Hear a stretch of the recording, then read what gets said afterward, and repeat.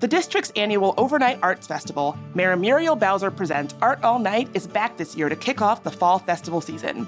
Art All Night is a 2-night event that celebrates the district's performing, visual, and for the first time, culinary arts with the addition of Dine All Night. The free festival will be held across all 8 wards on September 29th and 30th from 7 p.m. to 3 a.m. More than 100 local artists and over 50 local restaurants and 20 main streets and business improvement districts are participating. Visit dcartallnight.org to map out your experience for the festival and for more information.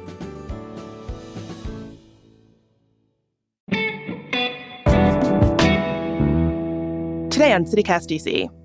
After slavery, DC paid financial restitution to former enslavers, that is. The 1862 Act that freed enslaved people in the city also compensated their former owners up to $300. Now, D.C. Council is considering moving toward paying reparations to the descendants of enslaved people. The Washington Post's Michael Brice-Saddler explains how the plan would work and how likely it is to pass.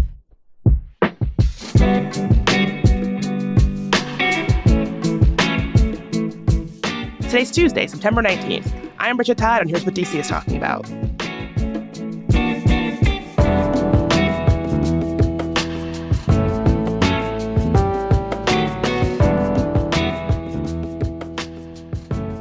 So, Michael, D.C. Council is about to be back in session after its summer recess, and one of the most highly anticipated bills they're going to be talking about is reparations for Washingtonians who are descendants of former slaves. Obviously, I don't need to tell you this is like a very complex topic and proposal, but what does this bill actually say? Yeah, so the first distinction is that this bill is not to decide, whether DC residents will get reparations or not. This bill is basically creating a task force to explore what reparations might look like in the district. Even by virtue of this bill, which was led by Councilmember Kenyon McDuffie, having a hearing, this is the furthest locally this discussion has gone. He tried to introduce this bill before back in 2020 and kind of ran out of time before it could advance through the council.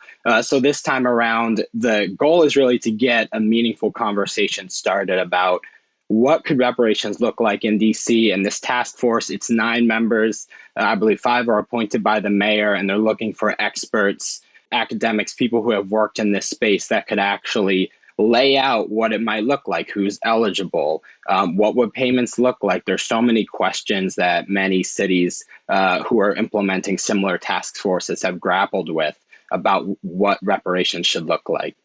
What are the different moving pieces of how this is being discussed in the DC area?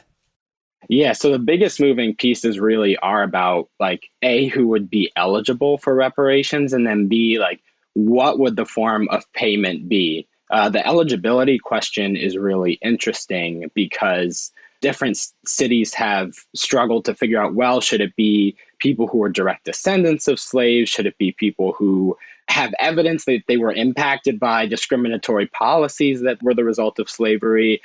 So there's these questions about lineage, and should it be all Black people?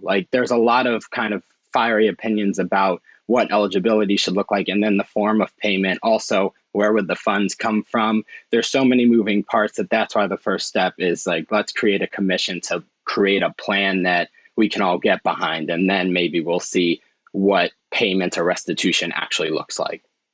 Yeah, so in terms of figuring out who has been impacted by slavery, I know that they're talking about a slavery era database. What can you tell me about that? Yeah, so that's part of what this bill would require the city to do, is create a database of records. Essentially, you'd want to see, all right, who is living in the city, who, using clues from the past to figure out who is here living in the district that maybe is a direct descendant or, has been directly impacted by discriminatory policies. So different cities have looked to similar resources as well, what are the historic records we can lean on to help figure out who might be eligible for this.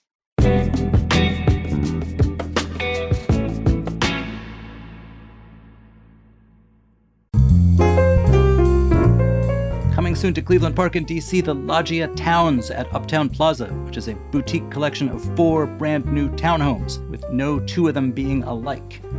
Located at Connecticut and Newark, each home features 2 to 3 bedrooms and dedicated outdoor space. Sales start in October. Visit uptownplazadc.com to join the VIP list and be the first to know when pre-sale commences. Again, that's uptownplazadc.com, uptownplazadc.com. Sales and marketing by Urban Pace. Hey, parents! Celebrate the joy of early learning with your little one at DC Public Library's annual Starfest. That's Saturday, September 30th from 10 a.m. to 2 p.m. at the MLK Library downtown. STAR stands for Sing, Talk, and Read, which are 3 key early literacy practices that will help your child grow into a confident learner. At this year's Starfest, you'll learn how you can add STAR practices to your daily routine. You'll also enjoy singing and dancing to live music, playing fun games, and more. At Starfest, DC families with young children can also sign up for the Books from Birth program to get a free book delivered to your home each month. Don't miss this year's Starfest on Saturday, September 30th from 10 a.m. to 2 p.m. at the MLK Library. Learn more at dclibrary.org/star. That's dclibrary.org/STAR.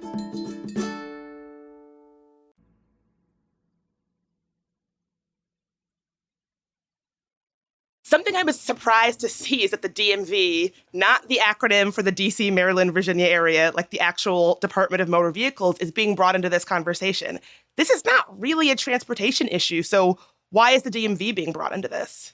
Yeah, well, the main point of interest with the DMV is that's one of the potential mechanisms for revenue for this fund that McDuffie proposed initially. So the bill, the last aspect of it, in addition to the database and this task force, is to create a reparations fund that would get 0.5 of the city's annual sales tax revenue and then also 0.5% of all tickets and fees collected by the DMV, which is very interesting because we all know that's a pretty great revenue source for the city in terms of traffic tickets. But as some advocates pointed out at the hearing and during discussions about this, there's a lot of data that shows that Black people in the city are the most disproportionately impacted by traffic tickets and fees. So it's like, are you really going to ask Black people, in essence, to pay for their own reparations, was the argument that was presented, to which McDuffie said, look, this is just a first draft of this, basically. Like, this is what we want the task force to work through and figure out. What are other ways we could fund this that you're not having that dynamic play out where people are kind of paying themselves?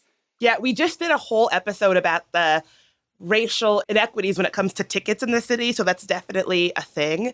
I know there was a very long hearing about reparations in the spring session. What was that like? It was interesting. I mean, you saw across the board a pretty broad support for reparations in the city. But what was most interesting and what you don't always see in DC council hearings is advocates from elsewhere who literally flew in to testify in person from California, from Illinois, Evanston, Illinois specifically, these places where reparation studies have either recently been completed or are underway, to weigh in on what worked in their cities and their jurisdictions, what type of opposition they faced, what were the things they wish they would have done differently as DC starts to build its own effort. So that was pretty fascinating to see. And like I said, across the board, most of the people who spoke were firmly in favor of reparations in the city, with a few people saying, I don't think this is necessarily the case or necessarily needed in this day and age because there are so many programs to support people who are disadvantaged. Why do we need to offer payments as well? Was that the main point that people who spoke out against reparations made, that there are already programs to support marginalized people, so why add reparations into the mix? Basically. And I think some of those questions are like, it's not fair for me to pay for, the sins of my ancestors. That comes out as well. And you see this time and time again when these cities are debating these issues nationally, reparations, and also even when you look at national polling as it pertains to reparations, broadly speaking, Black people are very in favor of reparations, understandably so. Other races are a little more lukewarm on it or against, with the argument being, it's not fair for us to have to pay for something we personally never did. Did any proposed details come out of that session about how this would actually work?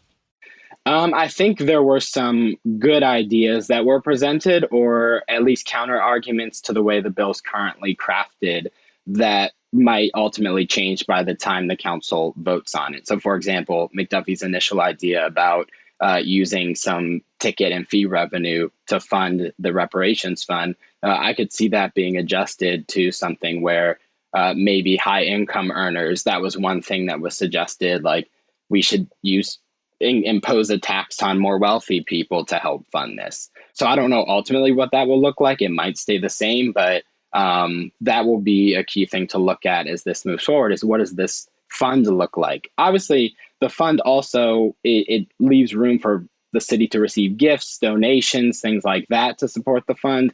But that funding element, where's the annual money coming from, will be pretty crucial.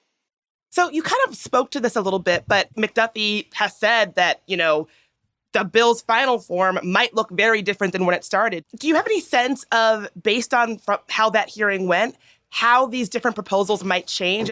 It's hard to say. I mean, I think we haven't really had a chance to see what lawmakers think about some of these proposals besides McDuffie, who I think was the only one who was maybe at that full 9-hour hearing or whatever it was over this. Others popped in and out. So I think more ideas will emerge as this becomes a topic for the entire 13-member council. But one thing we can say is that the council is largely on board with this. There were 10 co-sponsors to McDuffie's bill. So the idea of creating a task force to do this, there's broad support for it. I think that's still a different question of should the city implement reparations is a slightly different question, and we haven't quite gotten there yet. Well, what could the impact be on racial equity in D.C. if this goes through?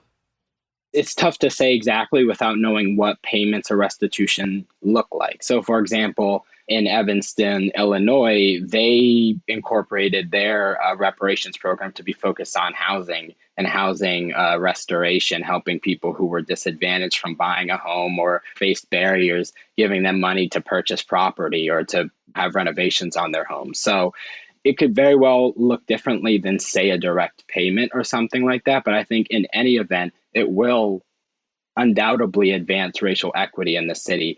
McDuffie frequently says that if you look at basically every measure of wealth, if you look at every measure of success in the city, whether that's economic, whether that's public health, whether that's who's being targeted by police more, what have you, Black people are 9 times out of 10 on the wrong end of the spectrum. So I think any meaningful movement toward trying to get more money in people's hands to provide more opportunities, if it looks like a home ownership support or something, will help, because there's so much room for improvement.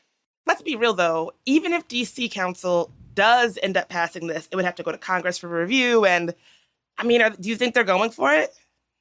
Well, that was my first question that I had for McDuffie when he had a press conference ahead of this hearing, really celebratory. The only thing I could think about is the fact that, Congress has really showed its force in terms of opposing some of the city's proposed policies, specifically in the realm of criminal justice over the past few months. And at the federal level, efforts toward reparations in Congress, even bills to support a task force or just to say this is a resolution that we support the idea of a task force, have just not gone anywhere. So considering the opposition to DC and the fact that this has not moved at the federal level, it's a legitimate question of, would this encounter some type of opposition, since so many, especially right-wing federal lawmakers who might oppose something like this, like to use DC as an example, especially around election time, and we're coming up on an election year. Michael, thank you so much for being here, as always. Of course. Thanks for having me, Bridget.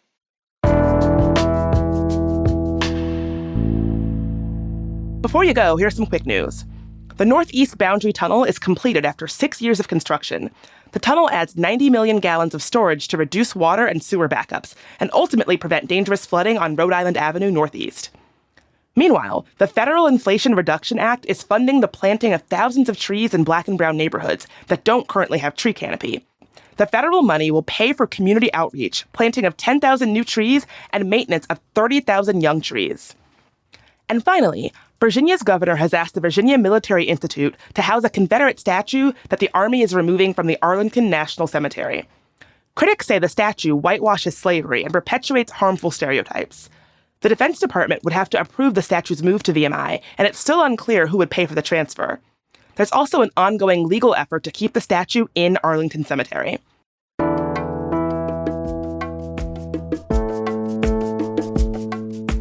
That's all for today here on CityCast DC. If you enjoyed the show, why not tell a friend, rate the show, leave us a review, and subscribe to our morning newsletter. We'll be back tomorrow morning with even more news from around the city.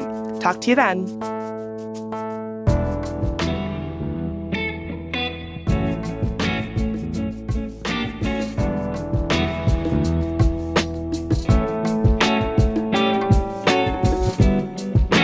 So sorry, can you give me 1 minute? My cat just knocked over a snow globe and now they're like drinking the water, which I think is like, just 1 second. I'm so sorry. It's okay.